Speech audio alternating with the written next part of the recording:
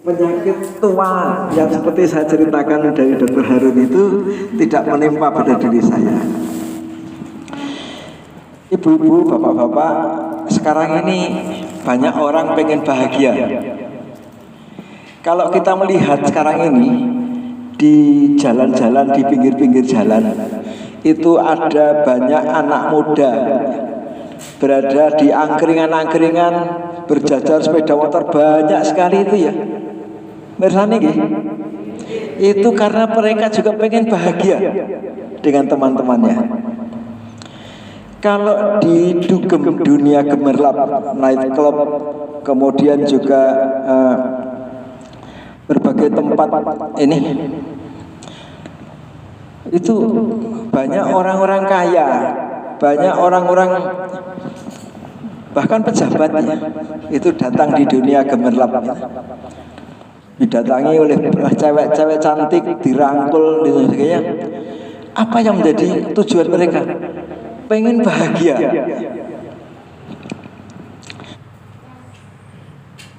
Kalau ada laki-laki mengejar perempuan yang cantik, wah kelompok nih cewek sak pirang-pirang, apa yang dia kejar? Semuanya adalah juga pengen bahagia. Sebaliknya kalau ada cewek-cewek ngejar-ngejar laki-laki, ada yang karena kayanya, ada yang karena pejabatnya, ada yang karena perkasanya. Apa yang dia kejar? Semuanya mereka itu pengen bahagia.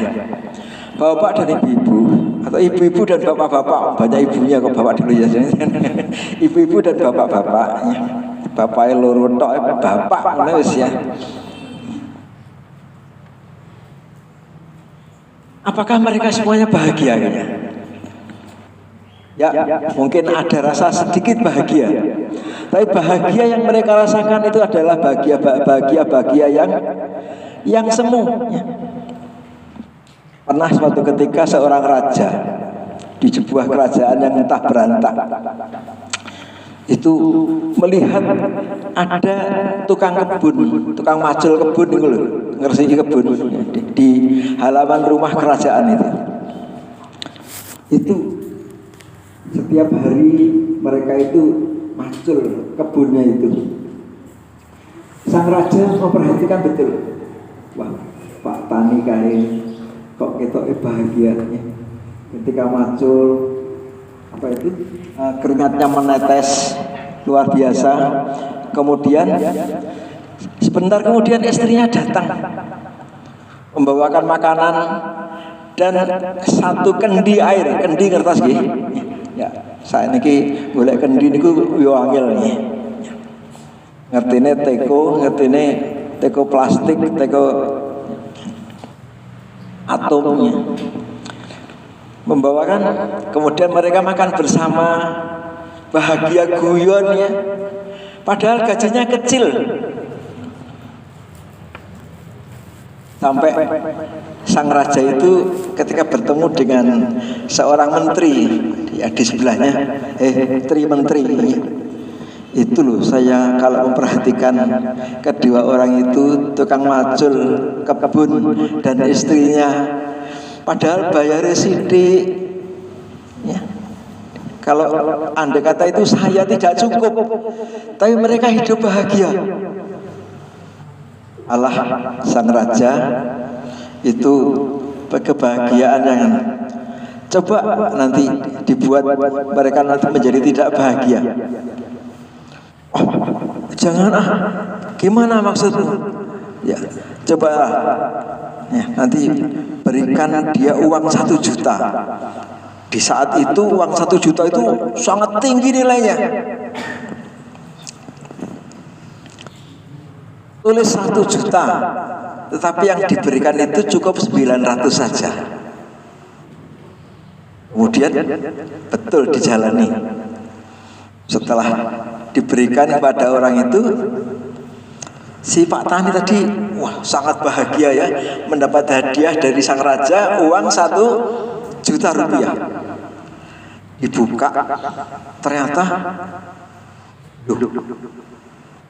ternyata hanya 900.000 rupiah. berbagai pikiran muncul. Bapak Ibu, oh, raja ini bohong. Oh, yang mengantarkan itu tukang ngapusi. Berbagai pikiran muncul dari hati sang petani ini tadi. Bapak dan Ibu-ibu, orang yang awalnya itu bahagia, kemudian kebahagiaan itu menjadi risih, padahal mendapat tambahan 900.000 rupiah. Menjadi risih, menjadi tidak bahagia karena apa? Gara-gara dia terlalu berpikir, lah nek wis ditompol 900 kuwi mau, ya wis bahagia itu kan sudah selesai ya. Tapi tetap mikir tekan ngendi-ngendi, akhirnya hidupnya menjadi tidak bahagia. Bapak dan Ibu-ibu, itulah jadi kebahagiaan kita itu bisa bergeser karena pengaruh-pengaruh dari luar seperti itu. Lebat barengan tadi kita masuk pengaruh dari luar ini. Kertas ini. Ibu-ibu dan bapak-bapak, ini benar natos maos hadisipun Ibnu Abbas. Ibnu Abbas niku sahabat Rasulullah ya. Yang dinamakan sahabat Rasulullah itu tidak melihat ya, pokoknya umurnya sejajar sedaya ngoten mboten nggih. Jadi kalau saya dan Pak Andri, Bu Ika, semuanya saya sebut sahabatnya. Tapi Rasulullah itu lebih dari itu. Ibnu Abbas itu ternyata anaknya itu baru usia 9 tahun. Tapi posisinya itu sudah menjadi sahabat Rasulullah. Karena dia hidup di masa Rasulullah, membantu Rasulullah masuk ke dalam agama Islam dengan penuh kesungguhan. Ya. Saya sebut Ibnu Abbas itu luar biasa. Sampai-sampai beliau ini ya, usia 9 tahun sudah dijadikan imam di masjid. Lah nek teng mriki bocah 1 tahun kok dadane imam teng Masjid Agung. Oh, mesti kuwabeh dan lesu. Tapi di masa Rasulullah ada seorang anak usia 9 tahun dijadikan imam di masjid. Karena Ibnu Abbas itu sudah hafal Al-Quran pada usia 9 tahun. Sekarang ini sebenarnya ya sudah banyak anak usia 9 tahun hafal Al-Quran itu ya. Tetapi berbeda dengan saat itu ya. Bapak dan Ibu-ibu ya. Jadi pada usia 9 tahun sudah hafal Al-Quran, sudah dijadikan sebagai imam. Sampai-sampai ia karena semangatnya untuk belajar itu, sampai ia disebut turjumanul Quran. Semuanya sama. Rasulullah mengatakan hal yang sama. Sebentar lagi ada penghuni surga. Ternyata ya orang itu tadi ya. Hari ketiga Rasulullah bercerita lagi, baru bercakap-cakap dengan teman-temannya. Awas sebentar lagi ada penghuni surga lewat. Ternyata ya orang itu lagi. Sampai ada salah seorang sahabat itu penasaran. Ya opo sih? Wong kaya ngono kok iso diarani penghuni surga. Lah wong aku lek salat pirang-pirang dina saben tak ewangi salat bengi, tak ewangi poso sunat, puasa yaumul bid, Senin Kemis. Tapi saya masih ragu-ragu apakah saya menjadi penghuni surga. Lah kok ketoke wonge seperti itu kok jadi penghuni surga. Akhirnya diam-diam dia mendatangi orang itu. Dia sampaikan kepada sahabat yang disebut oleh Rasulullah itu sebagai penghuni surga itu. Mas, saya itu sedang bertengkar dengan orang tua saya. Ngakune ngoten niku. Lah ngopo? Wis pokoke aku diseneni karo bapak ibuku. Aku tak turu nggonmu ya. Ya wis ora apa-apa. Tidurlah dia, disediakan tempat untuk bermalam itu. Ya sebenarnya itu menyelidiki ya. Di rumah itu di siang hari, loh, kipas dino Senin kok ya ora poso. Nah, terus akhirnya ditunggu malam hari ya. Sholat, kalau sholat wajib ya, sholat fardu sudah dijalani biasa ya, dia menjalani sholat wajib itu.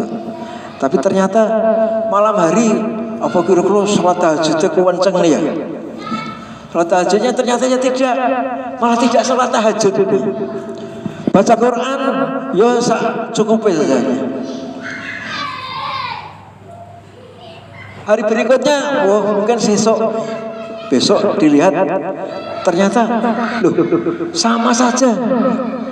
Sampai hari ketiga ternyata juga tidak berubah, sama persis. Bapak dan ibu Alineh, ibu-ibu dan bapak-bapak ya. Sampai pada hari ketiga ini sahabat yang bermalam ini tadi, Mas, kelihatannya bapakku itu sudah tidak marah lagi kepada saya pengen pamit. Tapi sebenarnya kedatangan saya ke rumahmu itu ada sesuatu misi yang sedang saya pelajari. Rasulullah itu mengatakan kepada kamu itu sebagai penghuni surga.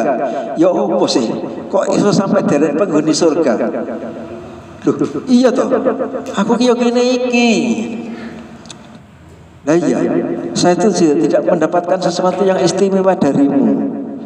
Tapi kok Rasulullah itu sampai ya wis aku tahu leh. Baru beberapa jangkah dia ulang ditepuk, Mas, gosek toh ora sak susu. Kira-kira saya disebut oleh Rasulullah sebagai penghuni surga itu karena saya itu tidak punya iri hati kepada tetangga-tetangga, kepada orang-orang yang di sekitar saya. Kalau teman saya, kalau tetangga saya itu punya sesuatu yang menyenangkan, ya saya alhamdulillah ikut bersyukur. Saya tidak punya dengki, saya senantiasa berbuat baik kepadanya. Ya hanya itu kira-kira. Oh gitu ya. Ya itu kira-kira yang menjadikan kamu menjadi orang yang nanti akan menjadi penghuni surga. Kalau begitu saya akan mencoba untuk berbuat seperti dirimu itu, tapi ditambah dengan ibadah-ibadah yang lain. Nah, bapak-bapak dan ibu-ibu, mudah-mudahan hidup kita barokah itu ya. Jadi kalau hidup kita barokah, senantiasa berbuat yang bermanfaat bagi orang-orang di sekitar kita. Insya Allah walaupun mungkin sholat kita itu ya pas-pasan saja, sholat wajib yang wajib-wajib itu saja. Tapi kalau hidup kita itu baik, bermanfaat bagi orang lain, tidak punya rasa iri, tidak punya rasa dengki, insya Allah nanti kita akan menjadi penghuni surga. Kalau semua sudah berbaik seperti itu, nanti kita bareng-bareng nih. Sareng kali Bu Guru TK, kalau sareng karo orang tua murid TK, Pak Guru TK, ya karo aku bareng mosok ngene. Nek mangke kalau datang mereka mboten wonten celo-celo nggih. Pak Amin. Ndek ben dhewe cerita karo aku ngono kuwi lho, kok aku jago gak enek ya iki yang rokok ya. Kalau ditimbali nggih. Ya siapa tahu nanti kemudian Rasulullah itu mendengar, kemudian saya akhirnya dimasukkan ke dalam surga Allah. Bapak dan Ibu, mudah-mudahan walaupun ini sakar-karuan ceritane, mudah-mudahan bermanfaat. Kalau ada kurangnya saya mohon maaf. Mudah-mudahan yang saya sampaikan ini punya nilai bagi Bapak Ibu. Wabillahi taufiq wal hidayah. Assalamualaikum warahmatullahi wabarakatuh. Subhanakallahumma rabbana wa bihamdika asyhadu an la ilaha illa anta astaghfiruka wa atubu ilaik. Assalamualaikum warahmatullahi wabarakatuh.